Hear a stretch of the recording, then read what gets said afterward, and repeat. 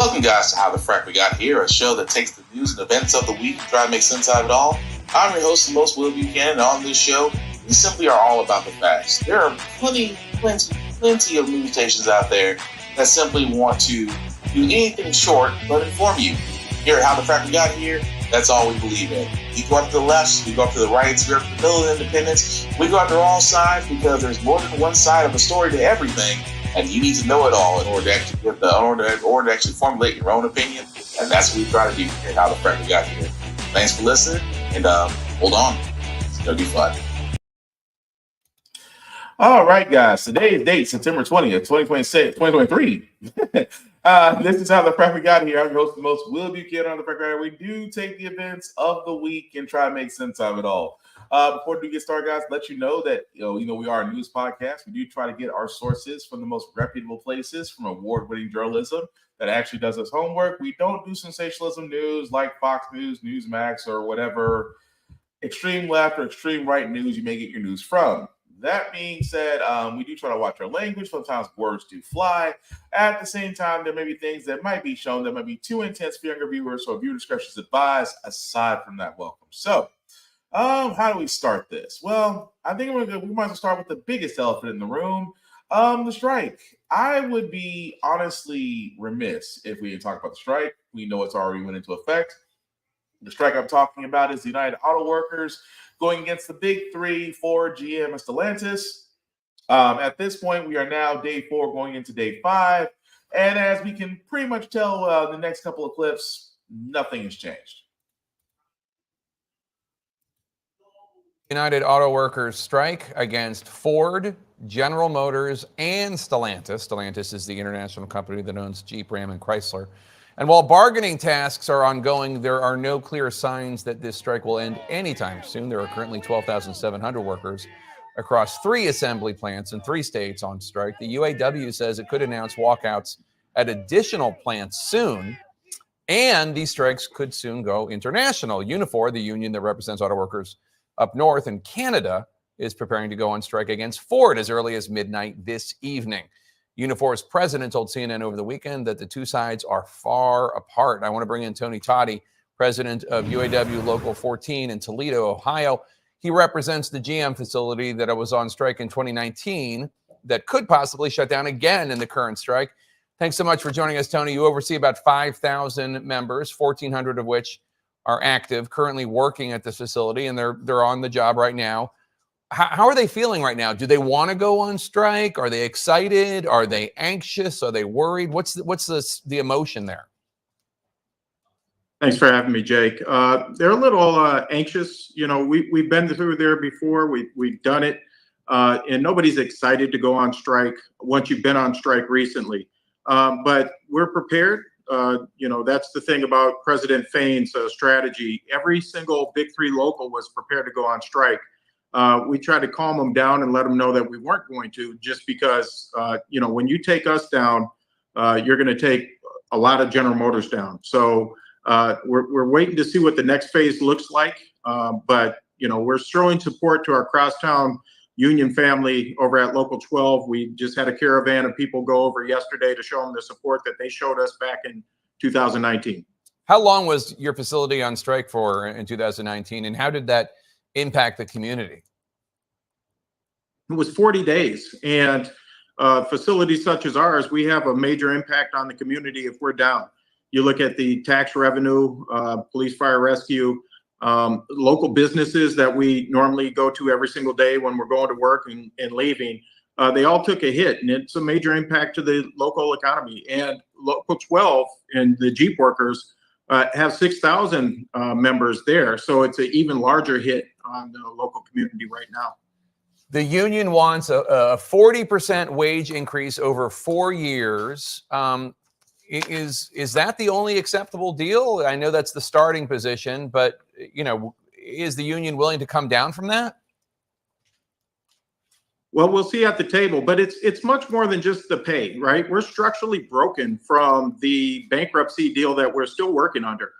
These temporary employees that go years on end without being turned into permanent employees, that means, working many years without contributing to your 401k. That's not getting the big profit sharing checks that Mary Barra and the rest of the CEOs say that every employee gets, but we don't. There's a lot of things. When you look at even our pensions, we haven't had an increase in our pension in 20 years. And we're just falling behind while these corporations make record profits and these CEOs make record compensation. We got that 40% number from Mary Barra and the $30 million that she receives a year. And they all sit on each other's boards. So they all approve these increases for themselves, and they do all the stock buybacks for the shareholders. But when it gets to us, they say, whoa, we can't afford that. Well, yeah, you can, because your profit margins show you can. Yeah, and just so folks know, I mean, those numbers you're saying are real. Mary Barra, the CEO of GM, makes about $29 million a year. She's received a 34% increase in her salary over just the last 4 years. Do you believe this sort of a secretive, coordinated approach of which plants go on strike and when is working and frustrating the big three automakers so far, and it's effective? I think it is. I mean, I know the unintended consequence is the anxiety of our members. It's a new strategy that we've never tried before. We're in it, so we'll see if it works. Hopefully, we can get to a settlement pretty quickly. But it's going to depend on the corporations on whether or not they want to give us this fair deal. This sounds like a lot of money that we're asking for, but it really isn't. If we were being treated fairly for the last decade, this wouldn't be such a big hill to climb. But we're not accepting bad deals anymore. It's a new day. You can see it across the country, and you can see Americans supporting us by 75%, the poll showed. You look at the different industries, the airline industry, the Teamsters with UPS, and what we're seeing out in California with the writer strike and the actor strike. This country is tired of working for these companies through high inflation and the rest of it. We feel like we're falling behind, and these corporations are making out like bandits, and we're not accepting it anymore. And you can't halfway blame them. I know I can't. But like he said, it is amazing at this point, because I said this on my TikTok as well as I'll say it here, that America's great at one thing. They are number one when it comes to the pay of an employee to a CEO. Most countries, you're maybe 15 to 1, 25 to 1, maybe even 50 or maybe even more. America shoots right past that. The last consensus that we took in 2022 had the employer to CEO pay ratio, right? You might have said pay ratio, 399 to 1. That was in 2022. 399 employees, their pay equals up to one CEO. And again, it amazes me how many times we have to keep bringing that up, that when a CEO's pay gets increased, as we will show, because we have the interviews from the CEOs, 2 before the strike actually happened and 1 post-strike. But again, these CEOs were making 20 million, 40 million, and that was given to them. So again, if one individual can make anywhere between 20 to 40 million, why is the labor force that actually gets them that actual increase get a share of the profits themselves? Again, now keep in mind, these are also the same 2 are the same big 3 that not long ago went to Congress and said, hey, we need money, otherwise we'll fail, these jobs will fail, America's economy structure will fail, dogs and cats will live together if you don't give us money. And I always thought that was weird, because you think for the biggest 3 automotive makers at the time to go get bailed out by Congress, every American should have got a free car. That's just me. But that being said, at the same time, these 3 automakers went to the U.S. government and got bailed out. Those very same workers, especially of those said workers of GM and of Ford, all sat there and said, well, we can't really sustain your pension and your, costs right now, but if you give them up, it helps us out, and at the end, we'll give it back to you and then some. They never did. So you can only imagine that, folks. Again, and then also another thing, there are so many temporary people working at these plants that have never been full-time. For you, if you've never done temp work, let me tell you something. Temp work is probably the most scariest time for anybody. You are working, yes, but tomorrow's not promised. They can cut you that very same day. They can cut you tomorrow. They can cut you over your time off. You do not have any guaranteed employment as temp work. And for a lot of these for these, not only for these big three, but other corporations, they love temps. Why? Cost effective. It's easier to let go and hire temps than it is to let go and hire full-time employees, because there's a cost to gaining them, and it's a cost to losing them. And what these corporations have figured out, it's cost effective to keep people as temps for years, not days, not months, for years on end, until they decide to make them full-time. And again, these are folks that are working these assembly lines, getting these cars together, that are just asking for simple things. Again, if your CEO is able to make $40 million to their salary, you're telling me that the same employees that work for the same CEO that got that increase can't get a 40% increase in their salary and a 32-hour work week? Again, that's not unreasonable. Well, someone will. You got to think about it this way. They're wanting 32-hour work weeks for 40-hour pay. Based on the job, why not? See, here's the thing that a lot of these corporations are finding out, and the union president in the previous video had already said it best, that it's not just the automotive industry. It is the entertainment industry. It is the service industry. It is hospitals when it comes to nurses, when it comes to educators, when it comes to your maintenance workers of your local municipal areas. The thing of the matter is, people are getting tired of basically killing themselves for crumbs, while a select few out there are okay because they're giving substantial payments. And especially, like I said before, and I said in the previous podcast, the United Auto Workers Union is the biggest union in the United States, totaling nearly over 146,000 members.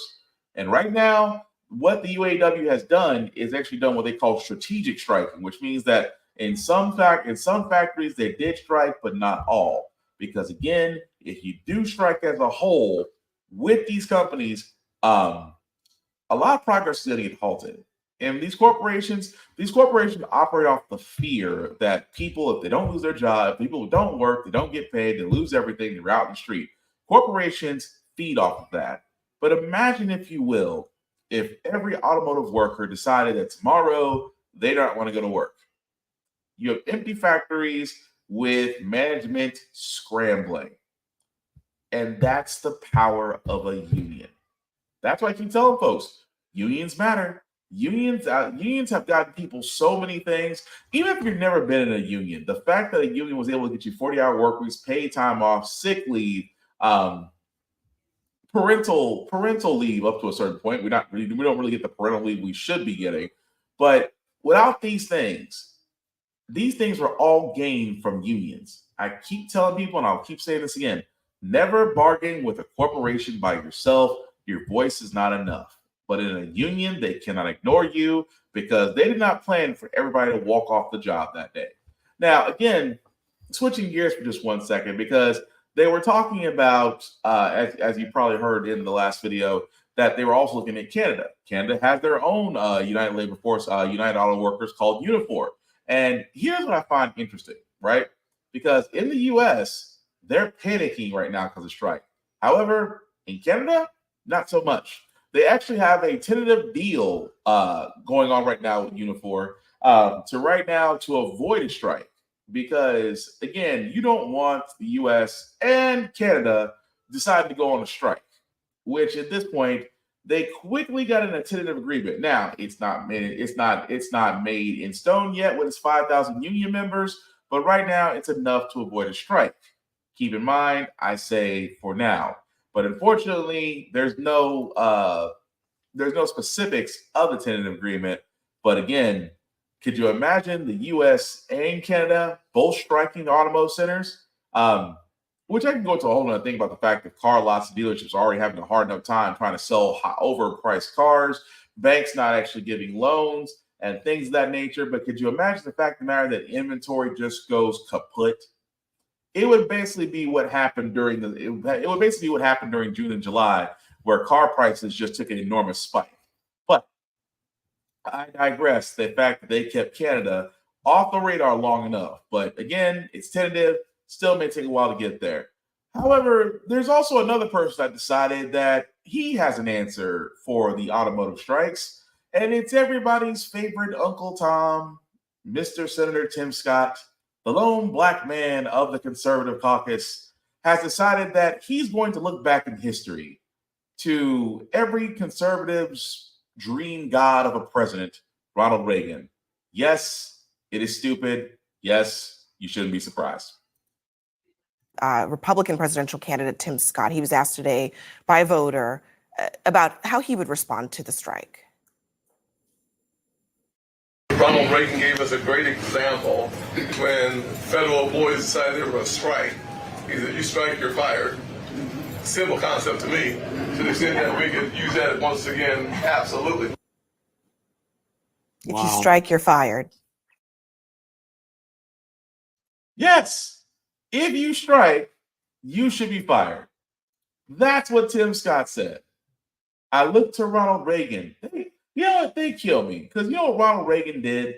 Ronald Reagan is talking about the same strike that happened with United Auto Workers back in the 1980s, where he sat there and actually agreed with the big three at the time that if you strike, you should be fired because you should be thankful that you have a job. Ronald Reagan's words. And what does Senator Tim Scott decide to do? Oh, well, if you decide to strike, you should be fired.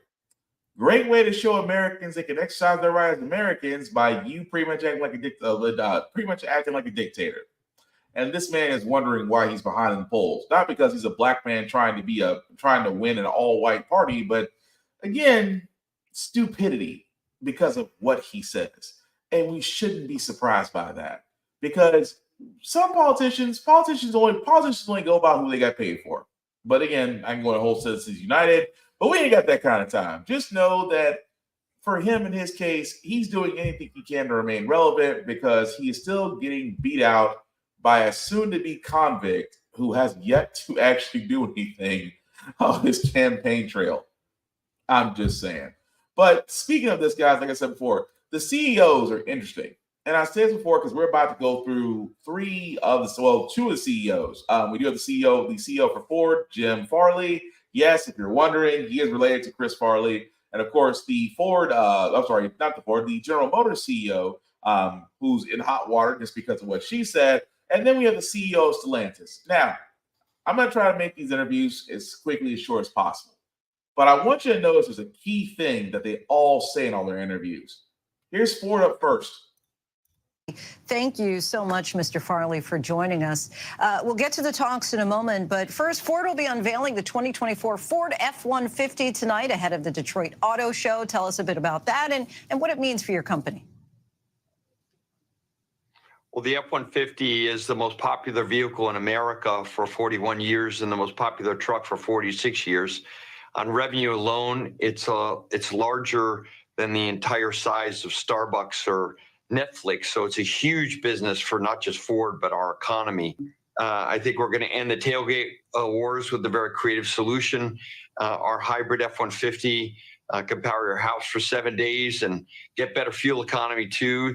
So we have a lot of new technology. Sounds impressive and very exciting, but I would have to imagine that a lot of your attention at this particular moment is on this potential strike. Just break down for us where things stand at this hour on the negotiations between the UAW and Ford. Are you any closer to reaching a deal? We're really in the heart of the negotiations now. We're about 48 hours until our contract expires. So just about 2 days. This is really negotiations for the future of automotive manufacturing in the U.S. We are putting forth an offer today that's the most lucrative offer in 80 years working with the UAW. Large pay increases, top 1% health care. We're going to be, we have profit sharing. We're going to be adding inflation protection. We're going to be getting rid of all the tiered labor. Our team gets 5 weeks of vacation. They get another 17 days off. A lot in the offer, but this will be the most lucrative offer and will require a lot of belt tightening at the company. And there's a limit how far we can go because we have to keep investing for the transition of the industry. We're very optimistic that we can reach an agreement with the UAW in the next 2 days. And it's very important for the country. You mentioned that 48-hour deadline. Bottom line, how confident are you that you can avoid a strike between the UAW and Ford before the end of the week? Well, rhetoric aside, it's time for us to come together. We put in our first offer a couple weeks ago, and we still haven't found the right deal for both sides, but we're still confident that we can reach a deal because it is so important for the U.S. economy and for our country, and for, of course, those 57,000 workers. We're the most committed to the UAW, so it's critical that we find a deal, but there is a limit, as I said. We're not going to mortgage our future. And what about the union demand on reinstatement of pensions for new workers, or their calls for a 4-day, 32-hour work week? Are either of those still on the table? I think they are from the UAW standpoint, but we can't have a sustainable industry working 4 days a week. Look, we've been very profitable as a company. We're returning from profitability. We didn't go bankrupt. Many of our competitors did. And now we've built this very competitive, profitable company. We have more work to do on that, by the way, on cost and quality. And we want everyone to benefit from that. But we also have to invest in this huge transition to partial electric future, $50 billion in Ford's case, and we need the profitability to invest. According to SEC filings, you received nearly $21 million in total compensation in 2022. In comparison, the median total compensation for Ford employees was about $75,000. That's a 281-to-1 ratio. Do you think that gap should change? Well, I think, first of all, my job is to add value to the company and to make sure all of our workforce is handsomely rewarded, that we all benefit in growth. And yes, that's, at all levels of the company, we have to be competitive. But my goal is just totally focused on making sure we have a vibrant future for everyone, especially our factory workers. My grandfather was an hourly worker for Ford. And we want to make sure everyone has a future, but we have to be competitive. Talk about So I'm going to stop it right there because you guys just saw that, right? You saw that. The anchor woman there sat there and said, SEC filings show you got a nice substantial package totaling $21 million. Your worker to CEO ratio there, literally over 262-to-1. Do you think that your workers deserve a raise? Well, he couldn't give an answer. He doesn't want to give an answer because you know why? And this is the reason why I love journalism. I love journalism because he can't deny the fact that you, sir, Mr. Jim Farley, CEO of Ford, make $21 million in one go. You can't even give back the pensions, which I talked about a lot. What I just talked about a few minutes ago, where Ford went to its workers and sat there and said, we need to give up your current pension ratios right now to keep us afloat. They disagreed with it, but still did it on the promise it would come back with then some. It still happened. Combine that with temporary workers, combine that with scheduling, because if you've never worked in a factory, it is not 9 to 5. It is not. If you think it's 9 to 5, you are seriously delusional. Just like Mr. Farley over there believes that, hey, I think that we can do this and we're fine. But did you notice something? Did you notice the pattern there for a second? It's always, he's not talking. What he's not doing, he's not talking to the UAW workers. He's talking to his shareholders. He's saying, oh, well, we could, but if we did this, we couldn't invest. And in the electric transition that we're going to have to do in the future, just giving them what they want is just not sustainable. We just can't do it.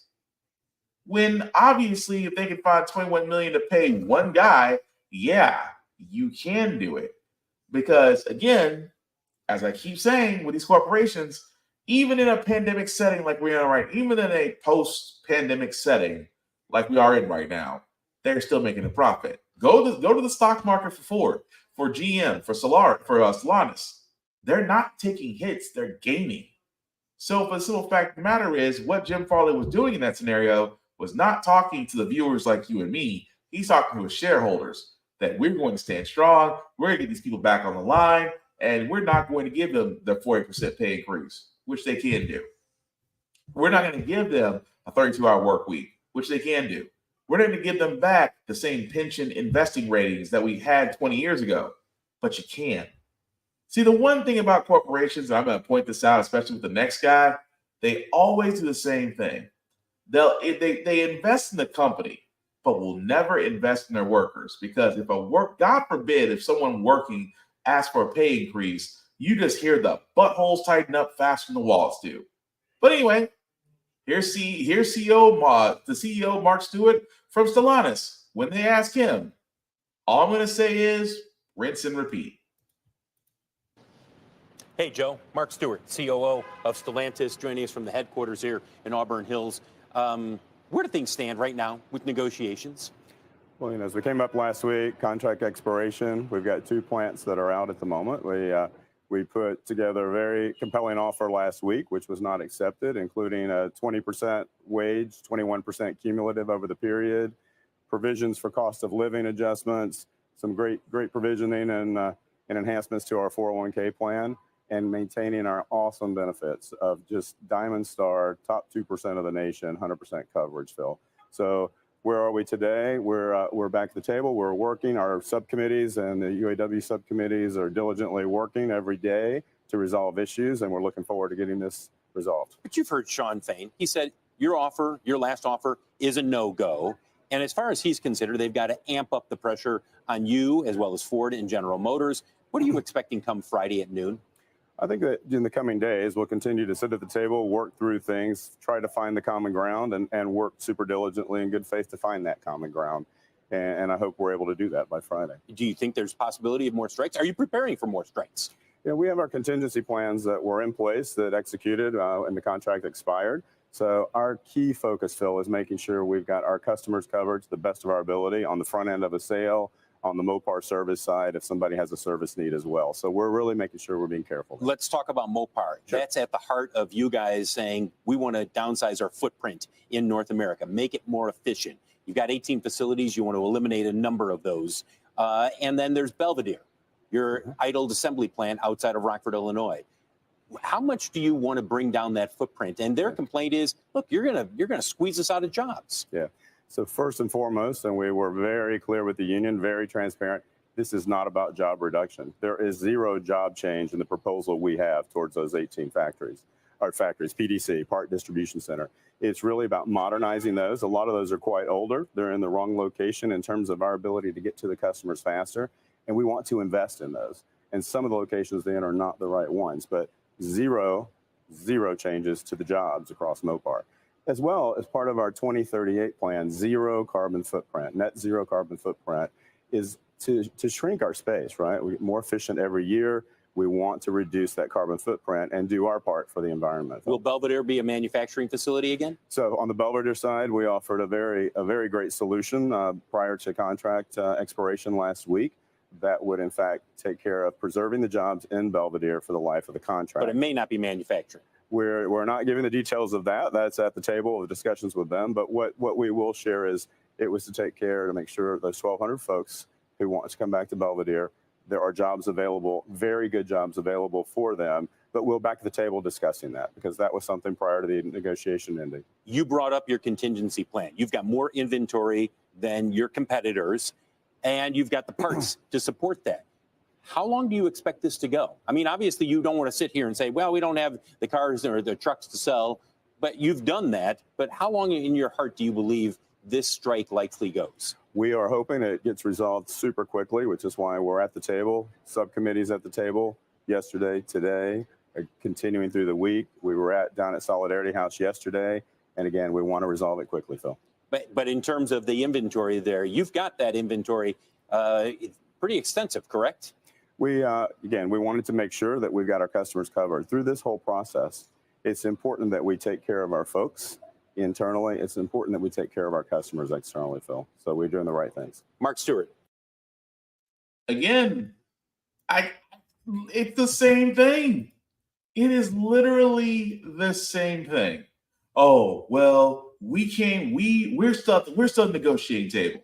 Okay. Well, we offer them a very nice package. You offer them half of what they're asking for. And then you're closing down a location, which means that over 1,300 jobs are going to be affected. But, I love the double speak. Well, we're working on something. We did offer something toward the end of their contract. Severance. Just say severance. You offered severance packages. Probably not very good ones, but you probably did. Oh, well, the Belvedere plant's not closing down. Yes, it is. Because, again, notice, again, call me out if I'm wrong on this. But if you haven't noticed, anytime with these people that are decision makers in each of these big three, they all say the same thing. They're being positive, they're being upbeat, but they try to make the UAV the enemy. Well, they're just you can't reason with them. They just have unrealistic expectations. No, they don't. But it's amazing how corporate America right now is trying to hunker down, especially with these big three, and they're trying to all stare and say that no, they're the problem. They're the reason why this is happening. They're the reason. If they don't shape up, we won't be able to sustain this. Okay, but it's funny.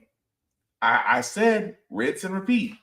We now have the GM discussion. They had the GM interview on Good Morning America.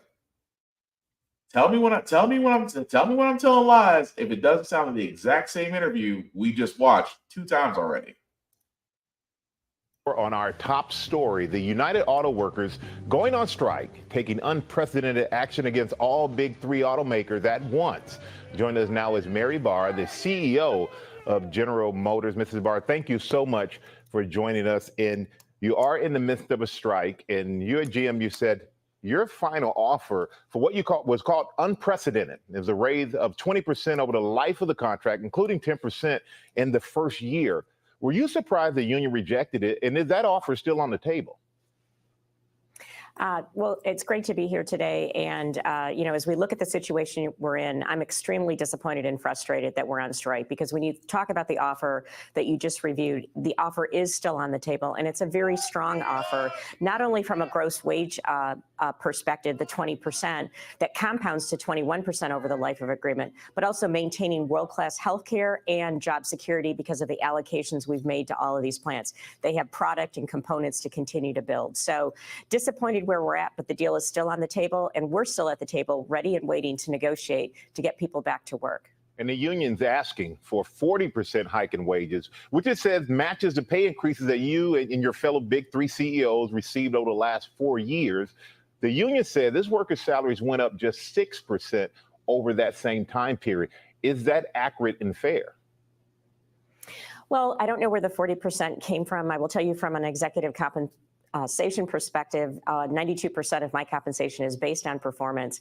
So when we look at where we are from a GM perspective, when GM does well, our employees do well. We've had record profit sharing over the last several years that our employees have participated in. And now, in addition, we're putting a 20% gross wage rate increase, along with other bonuses that come as a part of that. So this is a very, very strong financial offer, again, along with other world-class benefits and healthcare.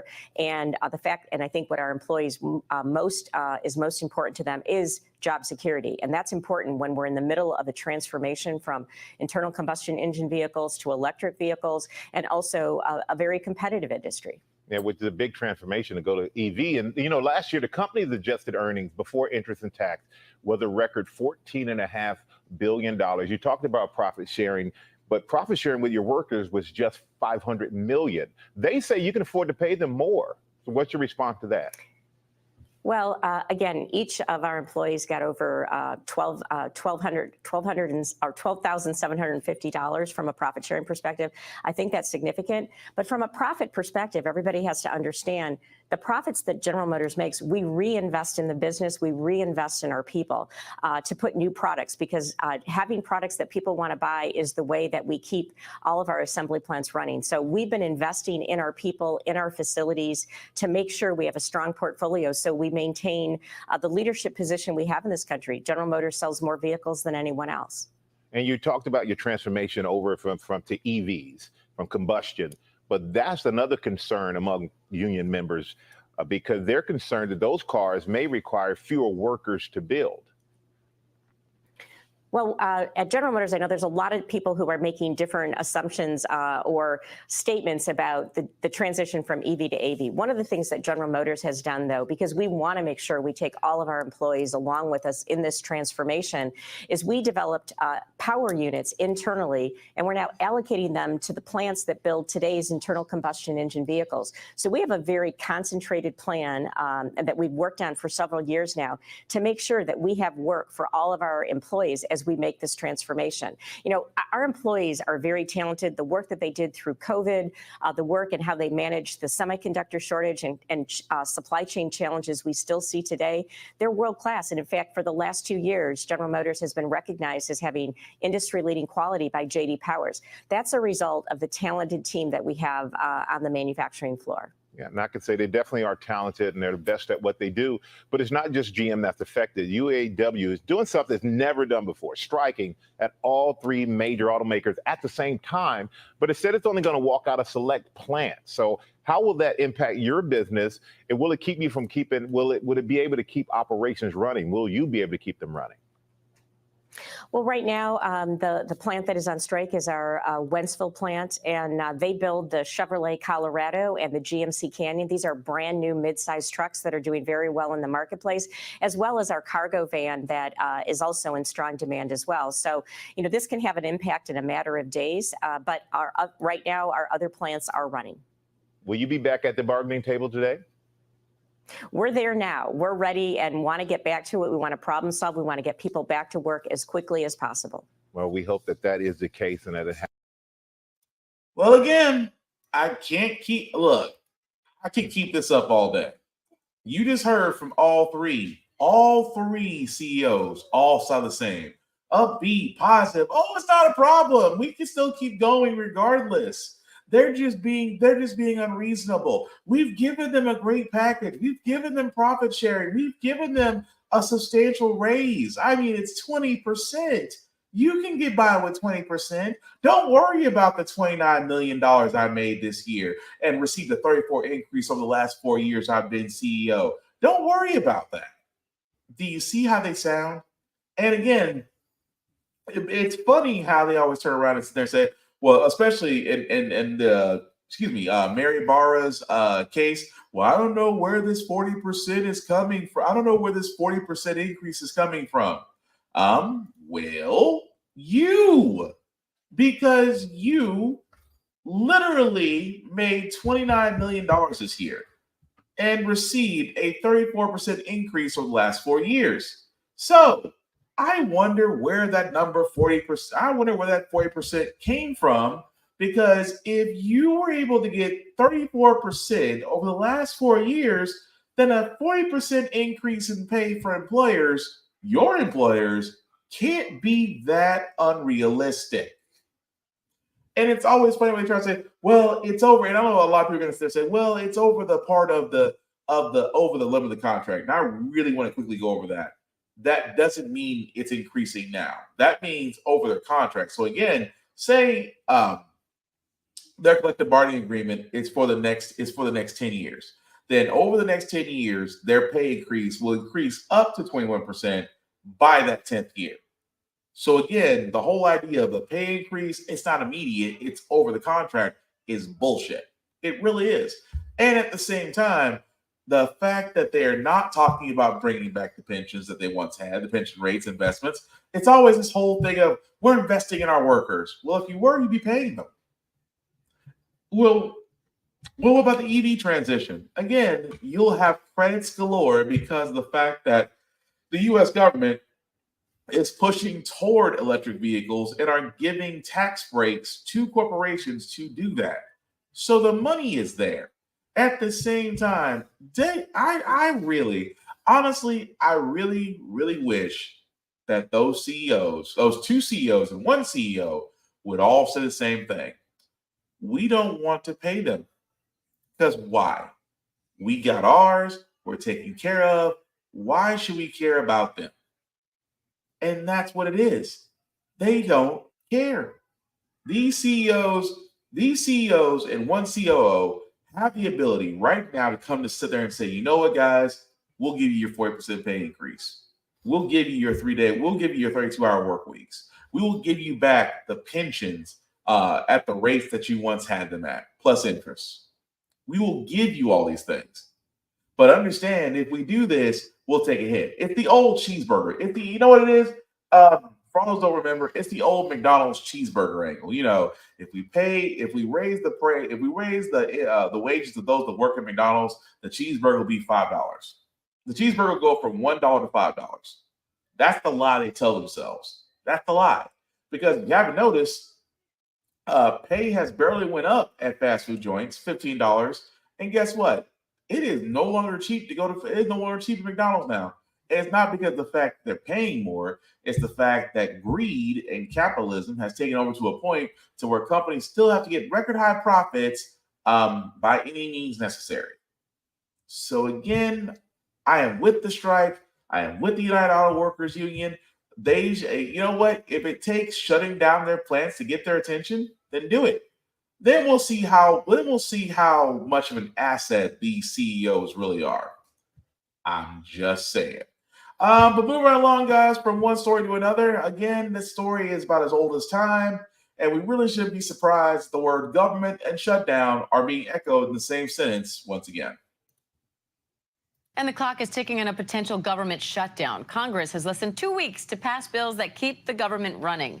This is House Republicans are divided over whether to oust Speaker Kevin McCarthy from his role.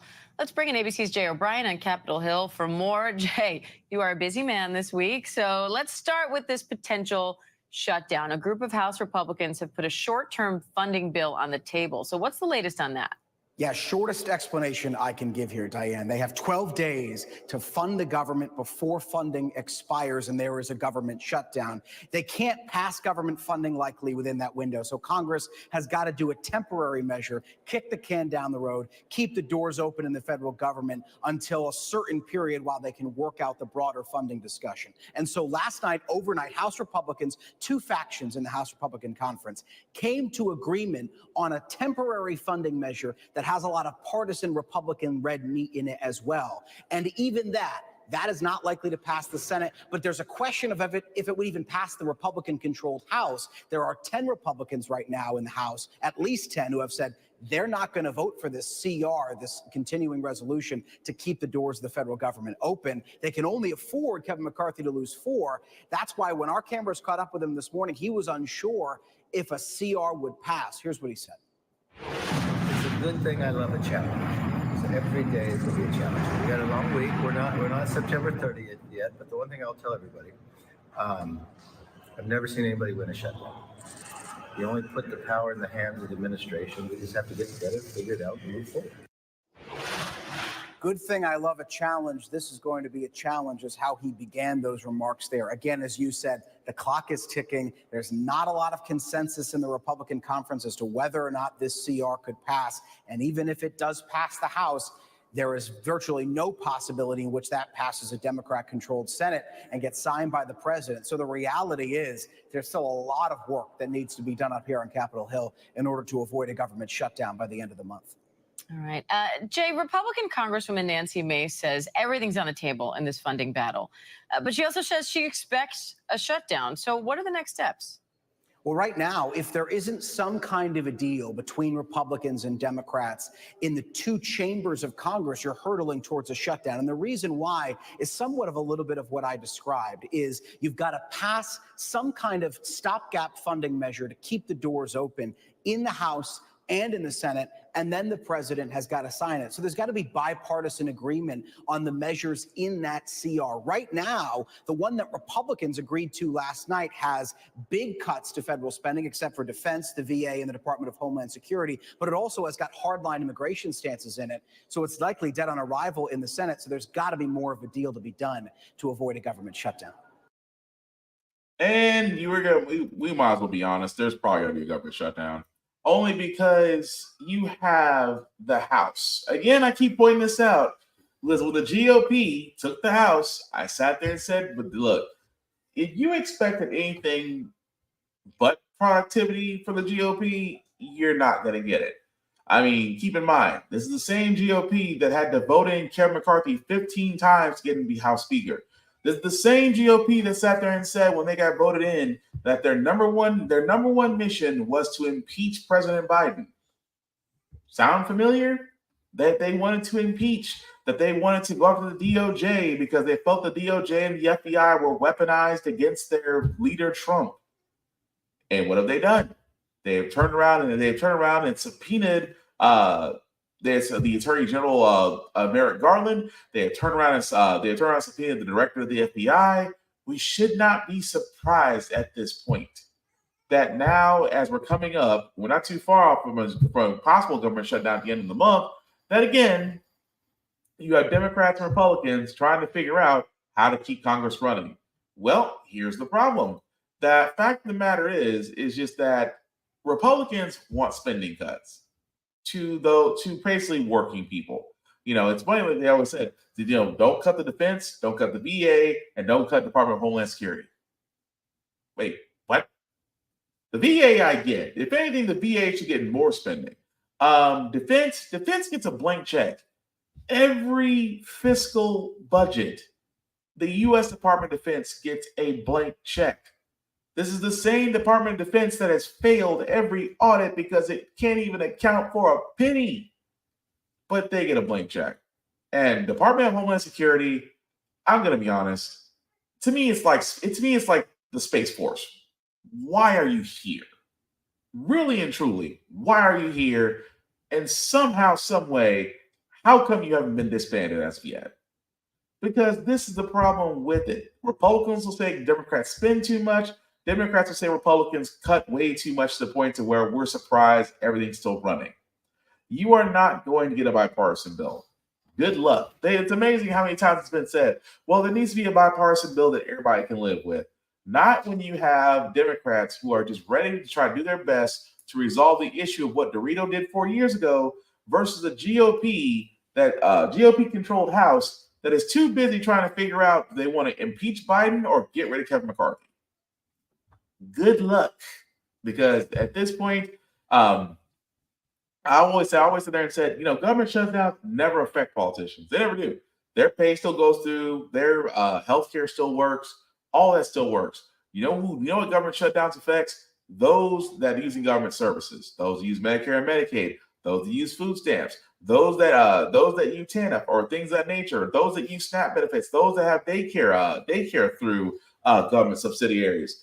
Those things stop when a government shutdown stops. All the more reason why you would think, because these are the people that got voted in, that you would honestly think that if your benefits get halted, but theirs don't, that you're not looking at them a little bit funny. Again, something is wrong there. But speaking of things that are wrong, this is an interesting story because, yes, I should be surprised. Only in the South can this actually happen, but this was not on my bingo card of 2023. Police in Birmingham, Alabama have newly released body camera video of a confrontation between officers and a high school band director. And a warning, some viewers may find this footage disturbing. In this clip, you can see at least 3 officers surrounding the band director after Thursday night's game. They say they asked that director to get the band to stop playing music, but he refused. That's when the video shows him being hit with what appears to be a stun gun several times by one officer and then placed in handcuffs. That band director was then arrested and charged with disorderly conduct, harassment, and resisting arrest. NBC News Correspondent Blaine Alexander is following this story for us. So, Blaine, what more do we know here about what happened, and what are we hearing from all of the involved parties, the band director, the police, the school? Well, Clay, I just finished speaking with that band director. He said that he has gone to a doctor's appointment to kind of check up on basically his health after the tasing incident. But he says that he's traumatized by what happens. But more importantly, to his point, he says that his students are traumatized by watching all of this happen. So I'll start with what police are saying. Police are saying that it all unfolded after a football game last week where the police told both band directors to stop their bands from playing. They say that this band director, Johnny Mims, who was part of the visiting team, did not stop. They tried to get him to do so, and that's when things escalated, that he resisted putting his hands behind his back, according to police, and so that's what led to the tasing incident. But when I spoke with Mr. Mims, he said that this was part of a planned arrangement between the two bands, something that's typically known almost as the fifth quarter. They expect the bands to keep playing for several rounds between the two of them as the crowds begin to leave the stadium. He said it was nothing unusual, nothing out of the ordinary from what they typically do. In fact, he had coordinated with the other band director as well. So he says that when officers came up to him, he was on the podium, he was directing, and he said that he told them, "This is our last song, we're going to stop after this." But then he told me what happened next. Take a look. Before I know it, I did see the officer tase me. I went down, and after that point, I was tased additional 2 more times by the same officer and then a different officer. At this point, I can't even remember after that point because I was so stunned and so baffled. All I remember is hearing all of my students screaming, all of the parents crying. So there are a number of investigations into this, Clay. The school district is doing its own. Birmingham Police Department also investigating, having an internal investigation there. We understand that Mr. Mims is placed on administrative leave, as is procedure during incidents like this, during investigations like this. And his attorney is asking that the officers involved be placed on leave as well. We're going to hear more from the band director and his supporters tomorrow during a press conference tomorrow morning. Sinclair. So again, I did not have this on my bingo card 2023. You know, it's one of those things where I just gotta ask, like, why? Okay, I'm not a fan of police. Let me just start with that. I am not a fan of police. I will always then say F the police and beyond that. That also being said, it's a football game. The fact that if you've been to football games, bands are always playing near the end. Some areas, depending where you're at. I know I'm in the South, so usually when football games are over, the band are usually playing on the way out. That's just the way I'm accustomed to it. Now, I get that the police got to do their job. They have to escort, clear out the field, things of that nature. Maybe there was a miscommunication issue. Maybe more should have been done. But the guys there, another video, which I wasn't able to get, but another video of the guy, the police go up to the guy goes, get out of my face. Now, I admit, I don't like cops, but if an officer's asking you to do something and you say, get out of my face, that's not going to elicit a positive response from law enforcement. At the same time, on the law enforcement side, de-escalation, just saying. I mean, it's a whole thing like I said before. This is the problem I have with law enforcement, with law enforcement in America, is that you have this ramped up escalation. It's like, if you hear get out of my face, it's like, okay, hold up. Before you get hostile with me, let me explain something. We got to clear out this field, okay? I understand the band that you're playing. And let's try to eat. Look, we all want to go home. Let's all go home properly. So you would think de-escalation tactics would be perfect right there. The cop did not use them. But I still gotta ask this question. What was the whole point of using a taser? You obviously had backup. The guy wasn't a threat. He obviously wasn't armed. Why in the blue hell did you feel the need to taser a band director in front of the students? See, I could fault the band director for just not trying to explain the situation, but I could also fault law enforcement because they decided they do what they do best. If you don't comply, they immediately go to force because that's how they're trained. I've said it once, I'll say it again. In law enforcement, you can become a police officer faster in America than you can a plumber, a nail tech, or even just a flat-out construction worker. The fact of the matter is there is something wrong with our law enforcement when they're too easy to go to force instead of using de-escalation. Now, I'm not saying the band director may have not been completely absolved, But let's be honest, we've all wanted to tell police a time or two, get the fuck out my face.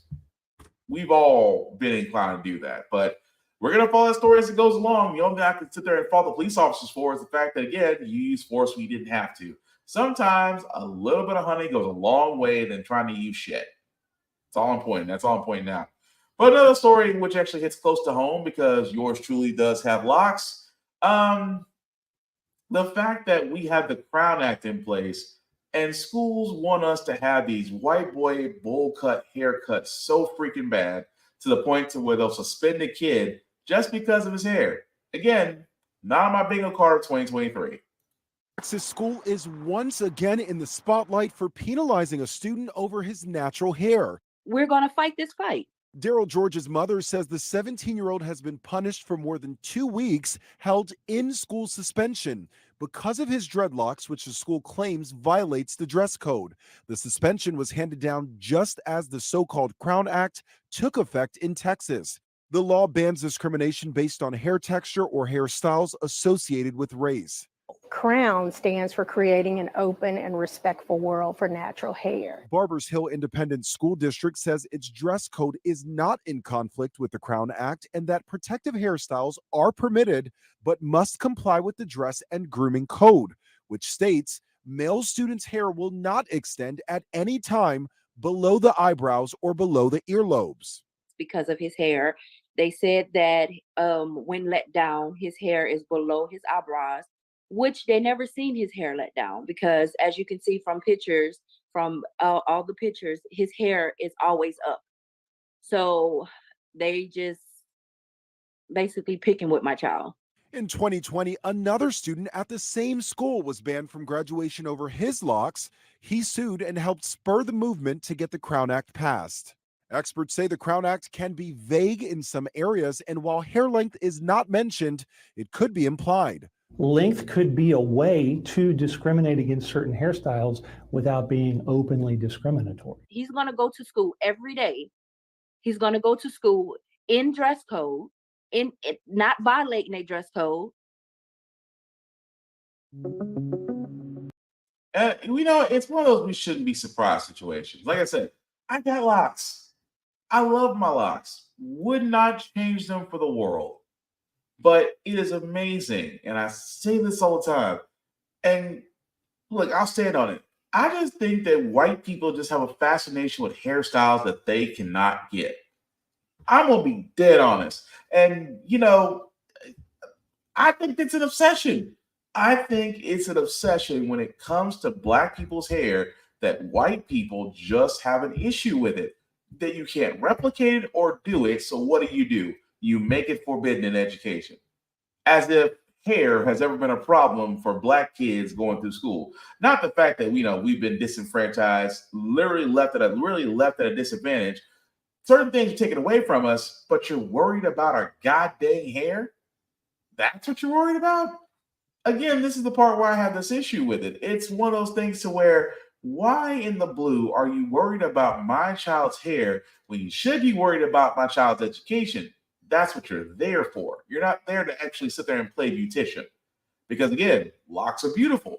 I wholeheartedly endorse locks. White people, I just feel, again, it's a white people obsession with black hair. It's a white people obsession with black things that just, it creeps me out. At the same time, the fact that if they can't do something, they outlaw it. Hence why the Crown Act was there. Because women should be able to wear their natural hair. Men should be able to wear locks. Afros are beautiful. Afro puffs are beautiful. Waves are beautiful. If you want to do a braid or straight or whatever style that you love, it should not have you discriminated from what you're able to do because you want to express yourself by your hairstyle. Nothing wrong with that. It's just the fact that a bunch of white people was basically want us walking around conforming, which is really another thing that goes with a whole other story. But again, we'll follow that story as it goes along. Ron DeSantis, again, I know why I bring this man up, but dictator Governor Ron DeSantis believes that he can get gas down to $2 a gallon. Where have we heard this one before? So you're here in Midland, Texas to launch your energy plan. Part of that would include having gas prices go to $2 a gallon by 2025. But early on as governor, you really were pushing electric vehicles. Now, this plan really has a heavy emphasis on fossil fuels. Why the change? Well, there hasn't been a change. So as governor, I got money from the Volkswagen settlement to do EV infrastructure. So I could either use it or lose it. So that's why we did it. We put in the charging stations, but I would never support mandating the production of EVs. I think that should be driven by the market. We're also now in a situation where this is the worst inflation and the highest cost families have faced in America for many decades. And they're getting hit from all sides. Energy dominance, using the resources we have, that is one way to reduce prices at the pump, which is hurting people, but also prices throughout the economy, because energy prices permeate the cost of goods, it affects businesses. And then, of course, the larger context of this helps our national security to be energy dominant. And so that's the message that we're delivering. And our goal is, come 2025, if we implement all these policies, we have gas close to $4 nationally. Let's get it down to $2. That's the goal. I am Ron DeSantis. So let's point something out here. He literally said nothing. He said nothing. It was amazing. The question was right there. It was literally, how will you get gas down to $2 a gallon? Oh, well, we have certain policies and funds, and once we get them implemented, gas will go down to $2 a gallon. For about 1 minute and 21 seconds, he said nothing. And I have to keep pointing this out because there are people out there that really do believe this, and I feel like this needs to be said.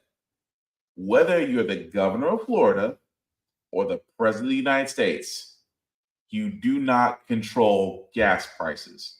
You don't. You know who does? OPEC. That organization that produces crude oil, which, again, the U.S., still no one producer of oil. Saudi Arabia is number 2, Russia's number 3, so far and so forth.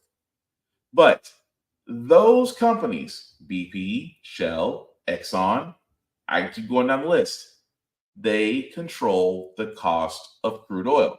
The cost of crude oil equals up to what you pay at the pump.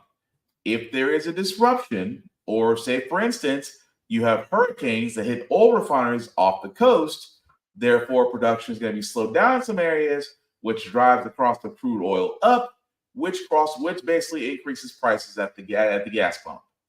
That's how it works. There is not a magic pill out there. There's not a magic pill. There's not this hidden reserve of oil that people think is out there in Alaska or offshore. There's nothing out there like that. That is the reason why we're transitioning to energy-dependent vehicles, because the only way we're going to make ourselves sufficient and productive, once again, is to jump off the dinosaur juice. But nobody outside of those corporations can control gas prices. This is why you shouldn't take things that what Governor Dictator Ron DeSantis says seriously just because it sounds good. But in theory, he said nothing. Just throwing that out there. But speaking of things throwing that out there, it's always funny because just not too long ago, they were worried, conservatives and repressed linear-minded people were worried about drag queen shows. Oh, well, we don't want our children going to drag queen shows. We don't want our children getting read stories in a library by a drag queen because they could be disruption. It's you're putting sexual acts in front of our children. Yeah. You ever notice that we've never had a report of an issue at Drag Queen Storytime Hour or a drag queen show where a child may or may not have been influenced in any way like that? But those that are against it figure they'll go to anywhere else and be a nuisance? Enter Lorraine Boebert. Boebert. Say it 3 times and she appears in security video from a weekend performance of Beetlejuice, where the congresswoman was kicked out of the theater for being disruptive. The DCPA says she was vaping. Boebert's team denied that, said the haze was from fog machines in the show. That claim goes up in smoke when you see the video. The pregnant woman sitting behind Boebert told the Denver Post she asked her to stop vaping, and Boebert refused. Her one-woman show continued, taking flash photos, raising her hands and dancing, often the only one clapping or standing up in the crowd. Boebert occasionally took a break from being disruptive to enjoy the company of her male companion. He briefly had a grasp on the situation before ushers returned and told Boebert she had to leave. The theater's incident report says Boebert pulled the "Don't you know who I am" card on the way out, appearing to give theater employees the single finger salute. In case you missed it, Nature. Why are we surprised? Again, Lorraine Boebert, if you don't know who she is, the woman that had a failed bar to where everybody could carry. The same woman that sat there and said that we're going to impeach Biden, although she had no reason to. The same woman who literally just went to a stage play and decided to be a nuisance. Gee, not one drag queen to be found. And I'm just pointing this out because that's the way of some people's thinking, that those that are being disruptive don't like something. Now, again, if you don't like something, okay, if you don't like it, that's your opinion. I have nothing against drag queens. I think that it's inventive. I think it's creative. It is a form of expression. And if people are doing it, as long as it's not harming anybody, then feel free to do whatever it is that you please. But I also love the fact that Drag Queen Story Hour, especially in libraries, have helped kids want to read more books. You know, outside of the opposite, which I'm about to get into, where certain schools and certain chapters don't want kids reading certain books. But amazing the fact that, God forbid a person dressed in drag wants to read to your child. And it's a book. The same thing you should be doing with your own goddamn child. But, Lorraine Boebert seems to be a nuisance everywhere she goes. But I just find it funny. She's part of that group that sits there and says that drag queens are bad. Might be a little bit of a hypocrite. But again, the one thing I want to point out, guys, before we get to our feel good segment for tonight, again, I talked about books. Now, on this podcast, we did talk about it a few months ago where we sat there and said when the big push was parents wanting to get involved with the education of their child by simply telling these educational systems that, hey, we don't like what our child is reading, things of that nature. We want that banned. Keep in mind that the bans were about for books from authors who are people of color or members of the LGBTQ, or the members of the LGBTQ plus community. Well, here's the funny part. The American Library Association did a report on this and found out that most of the challenge titles that were written by or about people of color or members of the LGBT community were the books that they wanted out of their libraries. Now, why is that? I say it all the time because the big thing is we don't want our white children to be feeling embarrassed. Why? My biggest thing I always thought was funny where they didn't want To Kill a Mockingbird to be read by white people. Well, the book is about racism. Yes, that's the entire point of the book. Also, at the same time, if I were you, don't read Flowers in the Attic. You might not like that story. Don't read The Diary of Anne Frank. You might not like that story. Don't read Of Mice and Men. You really won't like that story. Or Fahrenheit 451. You won't like that story either. I can keep going down the list of so-called controversial books that certain individuals, white people, don't want in the hands of their children. They don't want I Know Why the Caged Bird Sings. They don't want Strange Fruit to be listened to by their kids. They don't want, I can keep going down the list. They don't want certain books because you know what will happen? Because again, the last thing certain people, white people, don't want is cultural sensitivity. You know what cultural sensitivity does? It makes you empathize with people who are different than you. And God forbid, certain white people out there don't want their kids to empathize with minority kids because they're going to be wondering why their parents and those before them allowed this. See, that's the thing about it. They don't want the mindset. It is literally the greatest example of indoctrination that there is. We don't want you to think. We want you to listen to us and be happy about it. And that's what's so crazy about it. I mean, that they're afraid of their kids learning. Because let's be honest, in this day and age, most people don't want, and again, I find it amazing that when it comes to educators' jobs are to create critical thinking individuals because that's what we need in society. We don't need rubber stamping, button mashing foot workers. They don't think. They do as they're told, which is what they want. And as you can tell, the education is so bad that they have to change the grading scale just to make sure that no child gets left behind. And I say it once and I'll say it again. They will go after education because if you go after education first, you will affect the next generation after generation after generation until someone comes along and fixes it. Mark my words. But I find it amazing that the books that are being banned or being attempted to ban are by people of color and LGBTQ plus community. In the words, I always say it best, guys. And again, for kids who have to stumble on this podcast, listen to it, I say this wholeheartedly. Read the books they don't want you to read because there's something there they don't want you to learn that you should learn because why? Reading is fundamental. I know that sounds corny, but it's still true.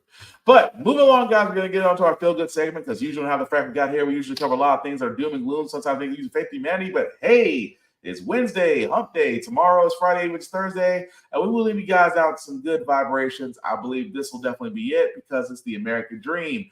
Imagine the fact, and what I mean by the American dream is owning your own home. I mean literally a place that you can call your own, not an apartment, not a rental, a place with a backyard fence so you can raise your kids.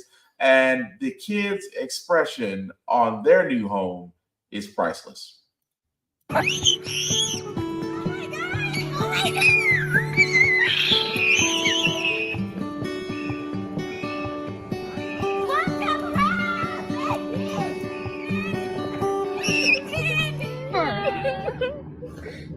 Really happy that I started crying, and it was just a bunch of emotions just ran through me like a race. These kids need space. The girls want to do gymnastics. They flipping all over the apartment. We don't really have space like that. My son plays baseball. They need a yard. Our last apartment, and that was just not going right. It was mold almost everywhere, and it was time to go. So we were put in a position where we literally had like less than 2 weeks to find a place to go. We're going to surprise them. So we was always going out on our own, looking and searching for houses and stuff. And then like once we actually got the place, we was like, okay, now we have to figure out how to actually fool them. They think we are just going to check out our cousin's new house, then going to our new apartment afterwards.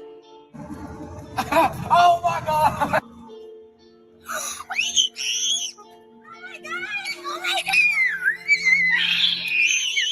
I guess everybody's reaction, I was like, Jaden's gonna run around, Jordan's gonna cry, and Riley's gonna dance.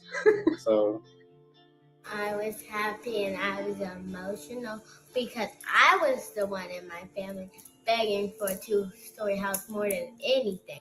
I've never been like, in my own backyard before. It really just feels like home, like a family home. We used to go around and look at these houses like this. We're gonna get this house one day. We like this house. Just go around and look at different houses. And now we in a position where we see people ride by and look at our house. And we're like, okay, I feel very accomplished because I didn't think renting or buying, I didn't think that we would be in a house. So, this is our first house. We're the first people to ever live in this house.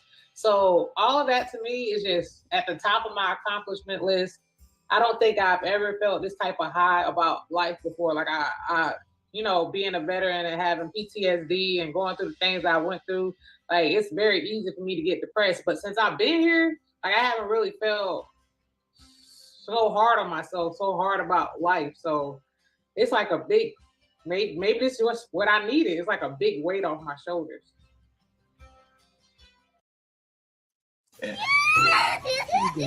And that's the beautiful thing. Like I said, the American dream, when you see stuff like that, guys, you can't help but, like I said, look, if you're gonna tear up, go and tear up. Because I was close. Ooh, I was close. I'm not gonna lie, I was close. I was really close by tearing up because again, the American dream, that's owning your own home, man. That's the ticket. That's the move. I would be lying if it's not. And the fact that that family was able to that couple was able to do that and actually surprise their kids. You don't get any more feel good than that. And again, hopefully that warmed your heart, maybe smile, maybe tear up a little bit. But anyway, that being said, guys, that's gonna do it for this podcast. We thank you all for watching, for liking, for letting people know this is live. I certainly appreciate that. Some shameless plugging before you get out of here, guys. Shout out to my friend Bond at Big BZA Dot. You can definitely check him out, Big BZA Dot, everywhere you can find it. He does definitely do beats. Also, if you are looking for beats, whether it's for a show, whether it's for a video, things of that nature, definitely check him out. He is the man to hook you up. Big BZA Dot on all social media. As for myself, guys, you can find me Blackbox447 on social media. I usually do reviews of everything that I read, that I watch, that I play, even gym stuff. I do a couple push-ups. The show itself, where you can find this, guys, the link at the bottom. You copy and paste that link into your browser, take you to my link tree that has the Facebook, YouTube podcast groups for all of my podcasts. How the Frack got here, Get Bit, of course, off my podcast. Definitely like, definitely share, definitely subscribe. Let me know of everything that you thought we talked about tonight. Again, my rule is keep it clean, keep it friendly.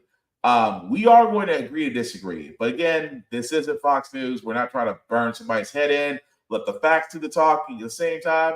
Again, agree to disagree, but get informed and get active. That is the whole point of the reason why I do this, is the fact that I strongly believe in the fact of being informed. Because with everything going on in the world today, guys, you can't help but want to get informed and get active, especially in your local communities. It's not just the federal side of things. Things can be changed at the local area. I'm talking your local governments, your local organizations, getting involved and getting active, pushing candidates that you believe fit your values. Or hey, if you feel like you can run yourself, go for it. There are plenty of sites out there that will show you how you can actually get it, how you actually can run for office and win. Change it. If you change your environment by changing your neighborhood, then you can possibly change the world. But at the same time, get informed and get active. You cannot complain if you've done nothing. And again, when it comes to voting, because voting is going to become very, very important. We are literally 3 months away from the 2024 presidential election, which means that we're going to see two groups try to nominate possibly Biden again. We'll see if Trump makes the cut. I'm not gonna lie to you. That's better than soap opera television right now. We will see if he makes it. Will he be in a jumpsuit? Will he get the nomination? It's kind of a toss-up. But the point I'm making out of this is, regardless how you feel along the lines, get informed, get active, at the same time, vote. The reason why I keep saying that all the time, vote, because they are trying everything on earth to make sure that you don't. And that alone should be a red flag to you and why you should get informed and get active. The last thing I'll say about how the Frack got here, guys, all about staying informed. We are not trying to reinvent the wheel. We are simply giving you all the information to allow you to make up your own mind, but we do provide a logical perspective that goes along with it. We do better as a society once we're informed. We're progressive. We move forward. We try to right the wrongs of our past by making decisions now that we should have done back then, like electing our first Black woman to the Supreme Court, electing our first Black woman to the Third Board of Governors, electing possibly, if Tommy Tuberville doesn't get his shit together, could elect our first Black commander of the U.S. Marine Corps. All of these things are great. When we don't learn from history, that's when we're doomed to repeat it. That's why we keep asking ourselves, why does everything go up at our paycheck? Why are we electing different politicians but still the same old game in Congress? And most importantly, how the Frack got here. Thank you all for watching, guys. Take care of yourselves and each other. We'll all get through this. Peace.